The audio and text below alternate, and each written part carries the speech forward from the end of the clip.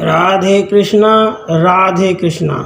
श्री महादेव जी कहते हैं, हे पार्वती, कुंभकर्ण का वचन सुनकर अपने मुख पर भुहों को चढ़ाकर अपने आसन से पड़कर रावण बोला, हे कुंभकर्ण, तुम बड़े भारी बुद्धिमान हो, परंतु मैंने तुम्हें ज्ञान सिखाने के लिए नहीं बुलाया है। युद्ध करना है तो चलो, वरना सो जाओ। यह जानकर कि रावण दुखी हो गया, कुंभकर्ण संग्राम के लिए बाहर निकला और लंका की चहर दीवारी फांदकर बड़े भारी पर्वत के समान वह कुंभकर्ण तुरंत नगर से बाहर आया और बंदरों की सेनाओं को डराने लगा। उसने ऐसे जोर से महाभयंकर शब्द किया जिससे समुद्र भी बड़ा शब्दायमान हो खलबलाने लगा।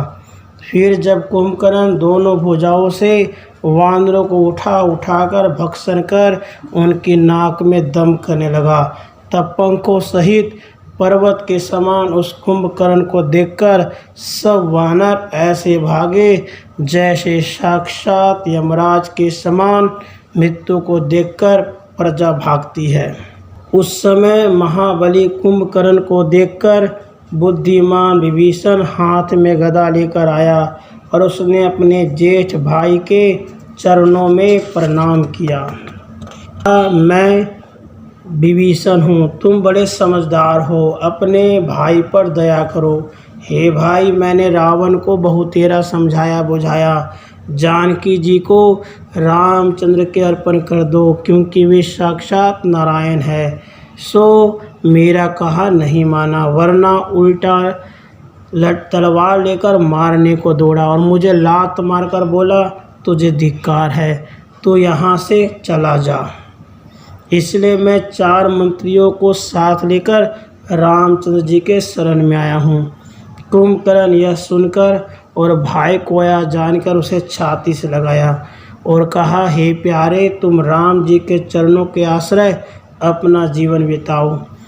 तुम कुल की रक्षा और राक्षसों के हित के लिए भगवान के बड़े भारी भक्त हुए हो, यह मैंने पहले ही नारद जी से सुन रखा है। हे प्यारे, अब तुम जाओ, क्योंकि इसमें मुझे अपना पराया कुछ नहीं सूझता। जब कुंभकर्ण ने यह कहा तब विभीषण रोता सा मुख किए भाई के चरणों को प्रणाम कर राम जी के पास आकर चिंता मग्न हो बैठ गया। इधर कुंभकर्ण भी हाथ पैरों से वानरों को पीसता हुआ मत वाले हाथी की तरह वानरी सेना को दुख देता हुआ घूमने लगा।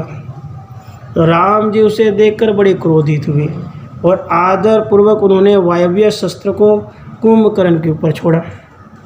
उससे राक्षस की मुदगर सहित दाहिनी भुजा काट अलग की, जिससे वह बड़ा भयंकर शब्द करने लगा और वह भुजा अनेक वानरों को चूरा करते हुए पृथ्वी पर गिर गई और सब वानर भय के मारे कांपते हुए चारों ओर हट गए और दूर खड़े होकर राम और कुंभकर्ण के युद्ध को देखने लगे। एक भुजा कट जाने से जब कुंभकर्ण दूसरे हाथ में साल वृक्ष को लेकर उस समर में राम जी के मारने को वेग से दौड़ा, तब राम जी ने इंद्र अस्त्र से साल वृक्ष सहित उसकी बाएं भुजा भी अलग कर दी। जब रघुनाथ जी ने देखा कि दोनों भुजा कटने पर भी कुंभकर्ण गर्जता हुआ सामने आ रहा है, तब बड़े पैने 2 अर्धचंद्राकार बाण लेकर उनसे उसके दोनों पैर भी काट डाले और वे शब्द करते हुए लंका के द्वार पे जा गिरे। हाथ पैर कट जाने से कुंभकर्ण बड़ा भयंकर हो गया। बड़वानर के 100 योजन चौड़े रहने के स्थान के समान मुख फाड़कर गरजता हुआ राम जी के सामने ऐसा दौड़ा जैसे राहु चंद्रमा के गरजने के लिए दौड़ता है। यह देख राम जी ने उसके मुख को अपने पैने पैने बाणों से छा दिया। जब बाणों से उसका मुख भर गया तब वह महाभयंकर बड़े शब्द से चिल्लाया। फिर तो रामचंद्र ने सूर्य के तुल्य प्रकाशमान और इंद्र अस्त्र से ही मंत्रित ऐसे वज्र के तुल्य बाण को उस राक्षस के मार डालने के लिए छोड़ा। उसने पर्वत के समान और जिसमें कुंडल और दांत दीप्यमान हो रहे वैसे राक्षस के सिर को इस प्रकार काट उड़ा दिया जैसे इंद्र का सर वृत्रासुर के सिर को काटता हो, और वह सिर तो लंका के द्वार पर और धड़ समुद्र में जा गिरा। उसके सिर ने तो लंका के द्वार को रोक दिया।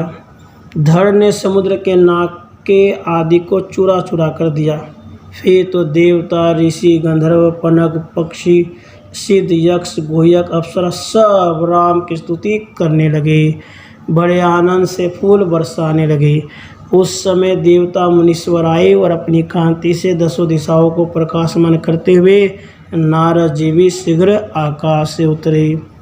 नारद जी बोले, हे देवों के देव, हे जगन्नाथ, हे परमात्मा, हे सनातन, हे नारायण, हे अखिल आधार, हे विश्व के देने वाले, आपको नमस्कार है।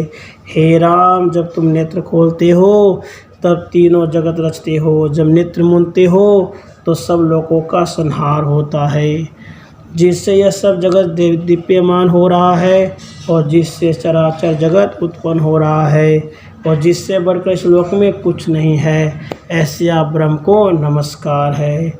बड़े बड़े मुनि जिसको प्रकृति रूप, पुरुष रूप और निमेष घटिका आदि प्रकट और स्वरूप अप्रकट काल जानते हैं, उन रामचंद्र को मैं नमस्कार करता हूँ।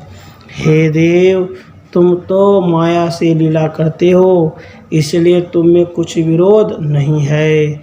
हे राम, भ्रमात्मक ज्ञान से जैसे सीपी में रजत की कल्पना होती है, वैसे ही आप में सारा जगत कल्पना किया जाता है।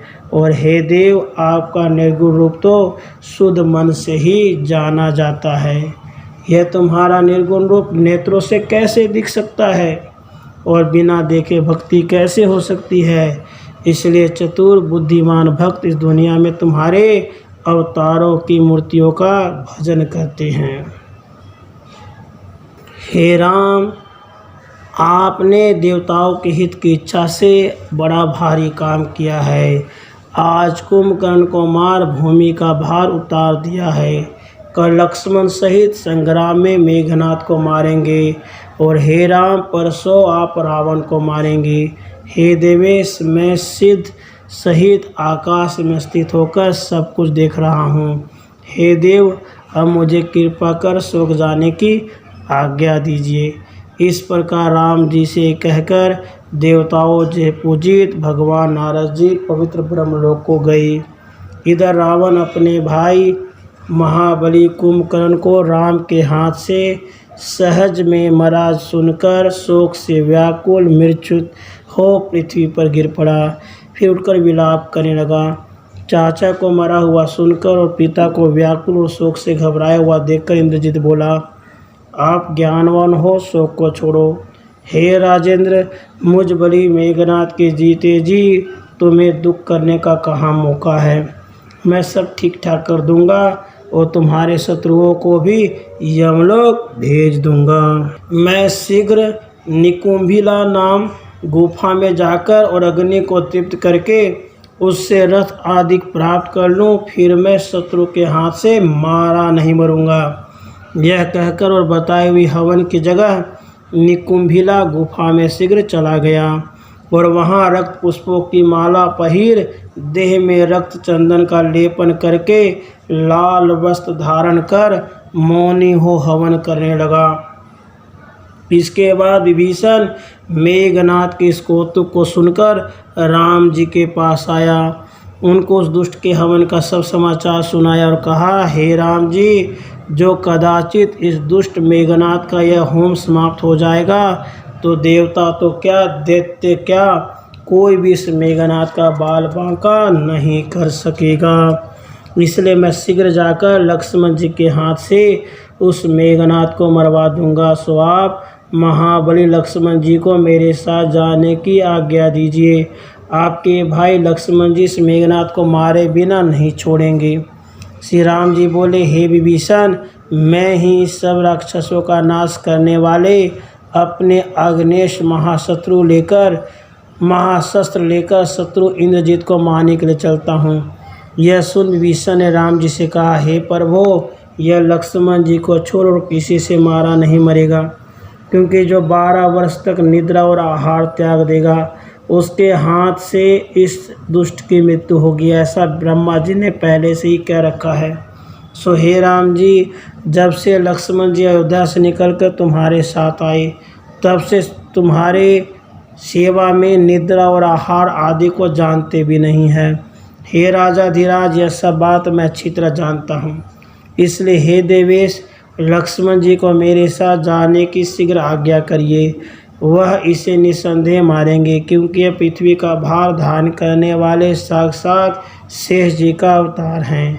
और हे राम जी, तुम साक्षात जगत के स्वामी नारायण हो और लक्ष्मण जी शेष है। तुम दोनों पृथ्वी का भार दूर करने के लिए जगत रूप नाटक के सूत्रधार हो। इति पंडित रामेश्वर भट्ट की रसायन टीका से युद्धकांड का 8वां सर्ग समाप्त हुआ। राधे कृष्ण।